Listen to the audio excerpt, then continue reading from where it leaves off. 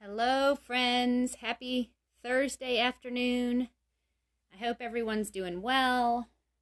Wanted to hop on here this afternoon and share a little encouragement with you. Let me flip the camera around.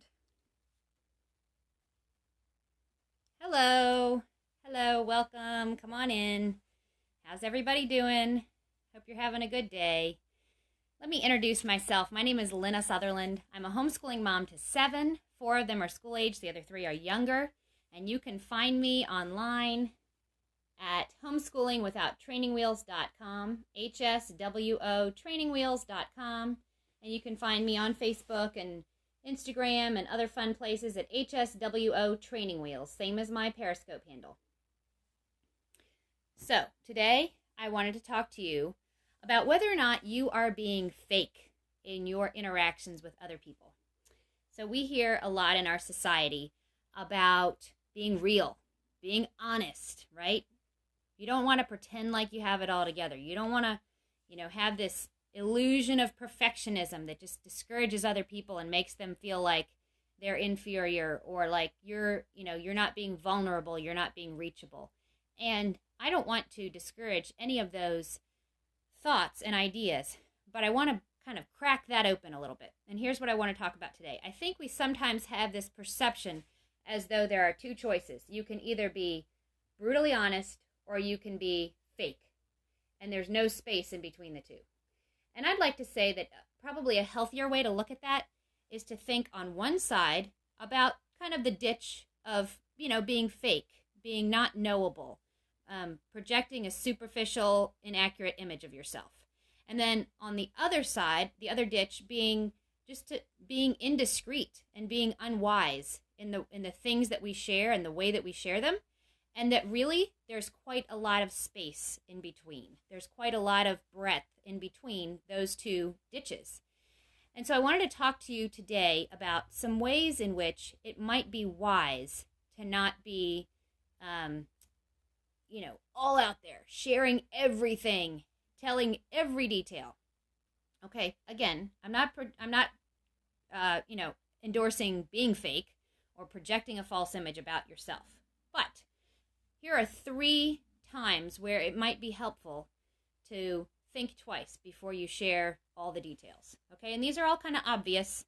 I don't have anything, any radical breakthroughs here, but I just think it's helpful to think about these things. Okay, the first time where it's perfectly legitimate to be reserved about what you tell, and that doesn't mean you're being fake, is when you need a little bit of personal protection, a little bit of a bubble around yourself. Okay, maybe you're going through something difficult and you're having a lot of self-doubt. This happens to all of us. We have parenting dilemmas. We have, dealing with hormonal things, maybe depression, uncertainty in maybe homeschooling or what we're doing with our children. And so we have some things that we're wrestling through and that we're working through. And, at times like that, sometimes you just do not have the bandwidth to process many other people's opinions on your life and your choices. It's enough for you to do just to process your own decision making. Now, I'm not recommending, that you project a false image and that you fake it and that you don't let anyone in on your struggles. But at times like that, you need to have a few close friends you can trust who you can go to and you can tell them, look, this is what I'm dealing with. I'd appreciate your input. Sometimes in those times, we're not mentally reliable. We're not thinking clearly.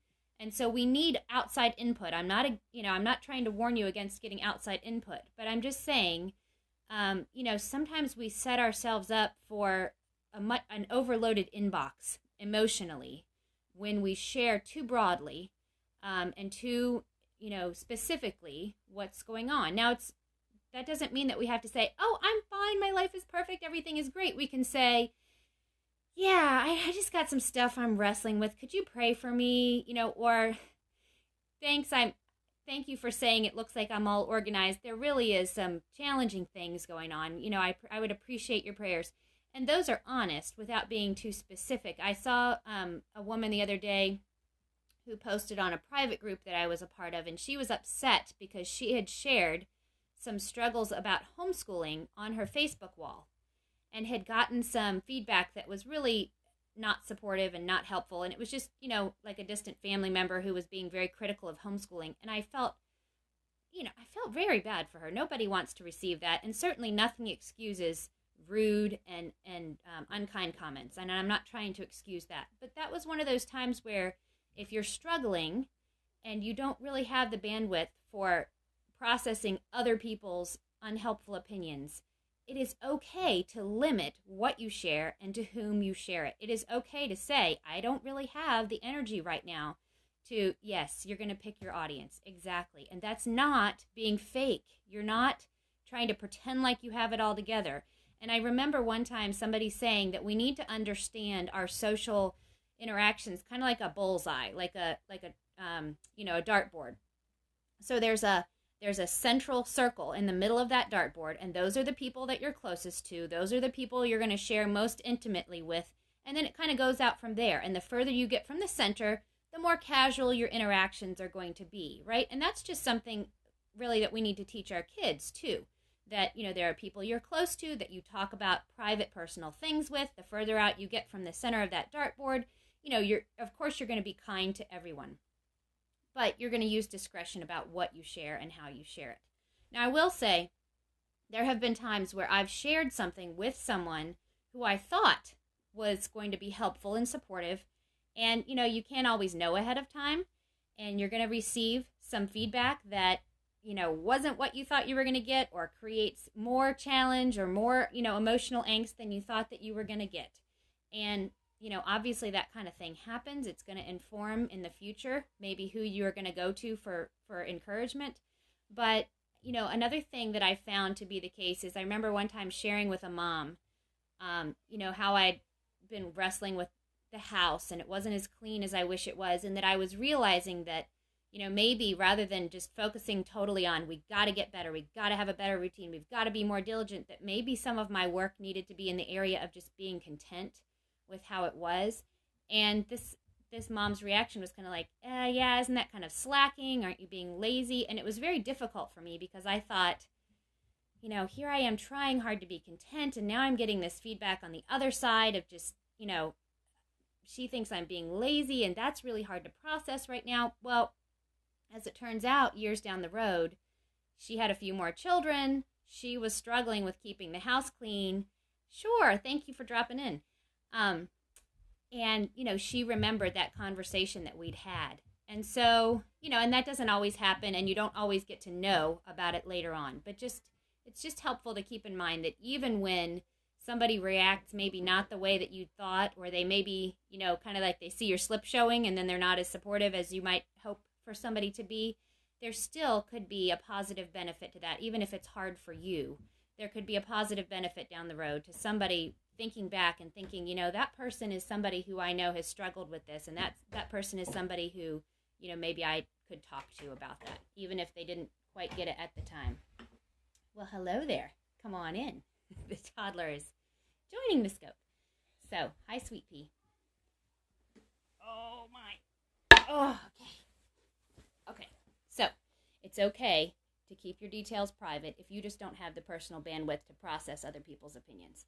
It's also okay to keep the details private if there's a relationship issue and, the details aren't just your details. So I have a friend who, was very purposeful about being honest and open with people, and then she began to have some marriage difficulties. And one of the things that she struggled with, apart from the actual difficulties that she was dealing with, she also was struggling with feeling like she was being fake with the people around her because she wasn't sharing the details of what was going on. And, those of us who were kind of on the inside and close with her were counseling her that that's not being fake.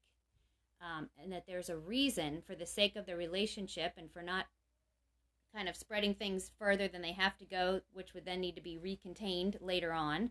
And again, it's okay to say, thanks for asking. I'm doing okay. Some rough difficulties, but, pray for me. I appreciate, encouragement, but I, can't share the details, or, you don't even have to be that specific. But just that when other people are involved and the details are not just yours to share, that's not being fake. That's not projecting perfectionism. That's just being wise in what you say.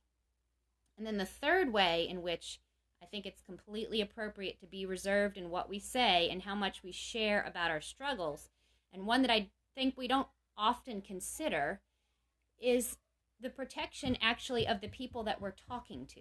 And this is very tricky, very challenging. It's hard to know, exactly when and what to say. But I do think that there are times where oversharing, rather than being helpful to the person we're sharing with, and making them feel like they're not alone in their struggles, and they can feel comfortable with you because you're vulnerable. Sometimes it can be a source of, confusion, temptation, struggle to the person that you're sharing with.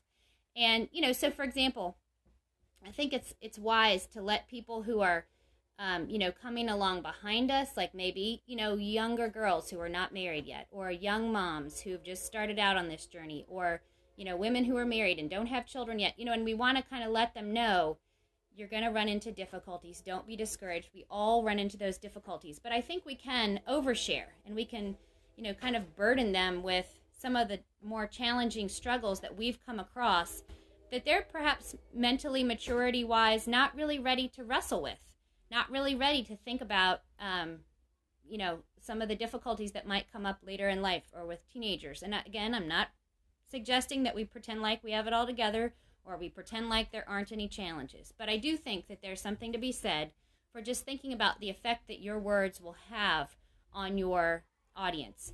And so if you're looking for counsel and guidance, don't go to somebody who is following behind you. Go to somebody who's a little ahead of you in the journey, who probably has already encountered these things themselves and is not going to be totally thrown off balance to hear you sharing these struggles. If you're looking to bless somebody who's coming along behind you, then use what they share as a cue, right? So if they say, boy, I've really had this struggle, and you can respond with, me too. It's very normal. This is what I've done. This is what it looked like for me.